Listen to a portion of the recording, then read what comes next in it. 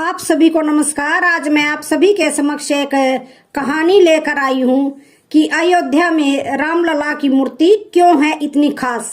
तो श्रवण करते हैं। 600 साल पुराने शालिग्राम पत्थर से ही क्यों बनी भगवान राम की मूर्ति।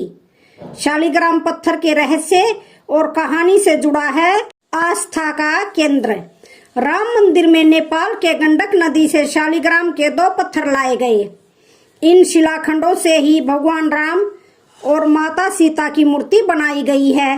अयोध्या के राम मंदिर के गर्भगृह में स्थापित भगवान राम और माता सीता की मूर्ति इन दिनों चर्चा का विषय बनी हुई है, क्योंकि यह मूर्ति विशेष पत्थरों से बनाई जा रही है, जो नेपाल की गंडकी नदी से मिले पत्थरों से बनाई गई है। इन पत्थरों को शालिग्राम कहा जाता है। बताया जा रहा है कि रामलला की जो मूर्ति बनकर तैयार हुई है उसकी ऊंचाई 51 इंच है और उसका वजन लगभग 1.5 टन है।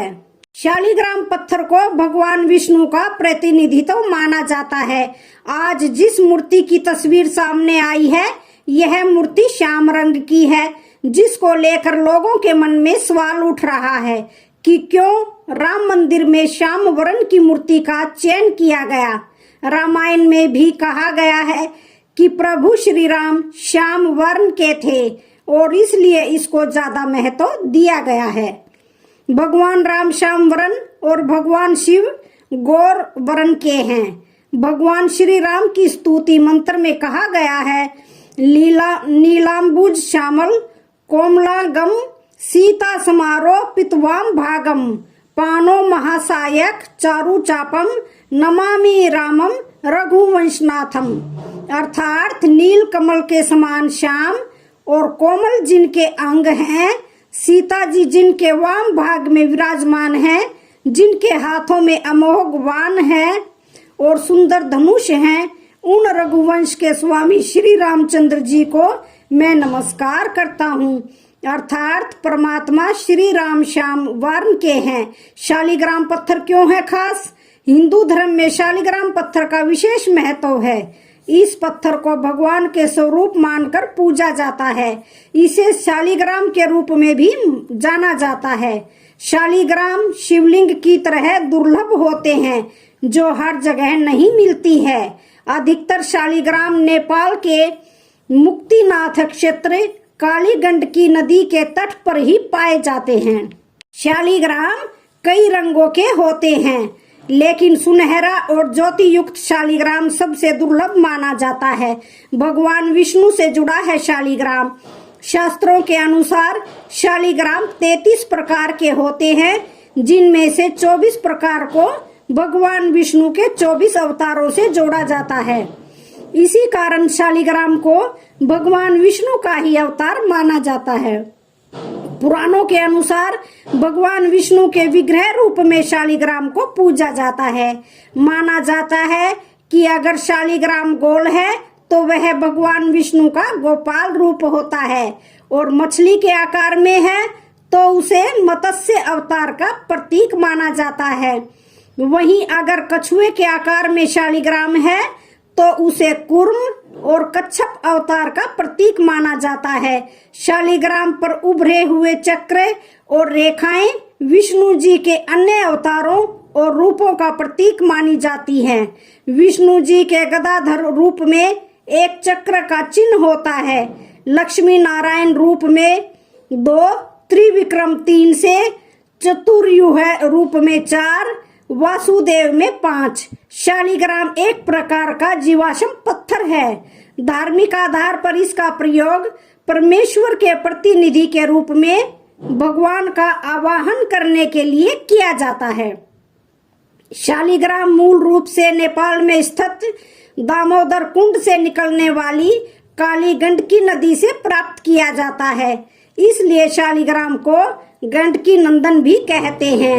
हिंदू धर्म के लोग पवित्र गंडकी नदी में पाए जाने वाला एक गोलाकार, आमतौर पर काले रंग के एमोनोइड जीवाश्म को विष्णु के प्रतिनिधि के रूप में पूजते हैं। शालिग्राम भगवान विष्णु का प्रसिद्ध नाम है, जो इन्हें देवी वृंदा के श्राप के बाद मिला है।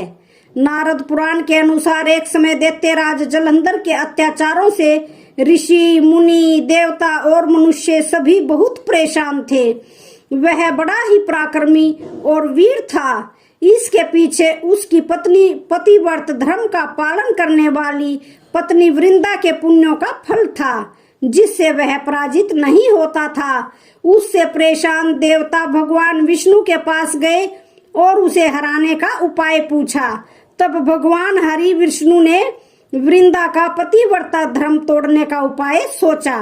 भगवान विष्णु ने जलंधर का रूप धारण कर वृंदा को स्पर्श कर दिए, जिसके कारण वृंदा का पतिव्रत धर्म भंग हो गया और जलंधर युद्ध में मारा गया। भगवान विष्णु से चले जाने तथा पति के वियोग से दुखी वृंदा ने श्री हरि को श्राप दिया था कि तुम काला पत्थर बन जाओ। जिसके बाद इस श्राप से मुक्ति पाने के लिए भगवान विष्णु ने शालिग्राम पत्थर के रूप में अवतार लिया और तुलसी से विवाह किया। तभी से शालिग्राम और तुलसी के विवाह को एक त्योहार के तौर पर मनाया जाता है। माता तुलसी को माता लक्ष्मी का भी अवतार माना जाता है। शिवलिंग और शालिग्राम को भगवान का विग्रह रूप माना जाता है और पुराणों के अनुसार भगवान के इस विग्रह रूप की ही पूजा करनी चाहिए।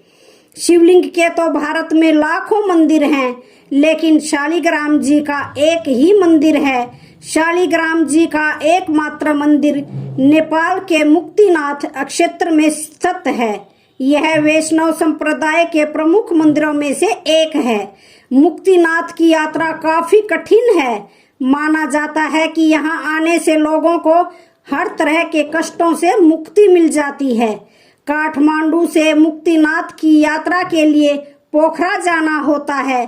पोखरा के लिए सड़क या हवाई मार्ग से जा सकते हैं, जहां से जोमसोम जाना होता है। जोमसोम से मुक्तिनाथ जाने के लिए हेलीकॉप्टर या फ्लाइट ले सकते हैं। सड़क मार्ग से जाने के लिए पोखरा तक कुल 200 किलोमीटर की दूरी तय करनी होती है। शिवलिंग की तरह शालिग्राम भी दुर्लभ है। अधिकतर शालिग्राम नेपाल के मुक्तिनाथ क्षेत्र काली गंडकी नदी के तट पर पाए जाते हैं। काले और भूरे शालिग्राम के अलावा सफेद, नीले और सुनहरी आभा युक्त शालिग्राम भी होते हैं, लेकिन सुनहरा और ज्योति युक्त शालिग्राम मिलना अत्यंत दुर्लभ है। पूर्ण शालिग्राम में भगवान विष्णु के चक्र की आकृति प्राकृतिक तौर पर बनी होती है। तो आज की वीडियो का यहीं पर समापन होता है। वीडियो अच्छी लगे तो चैनल को लाइक, शेयर, सब्सक्राइब जरूर करें। धन्यवाद।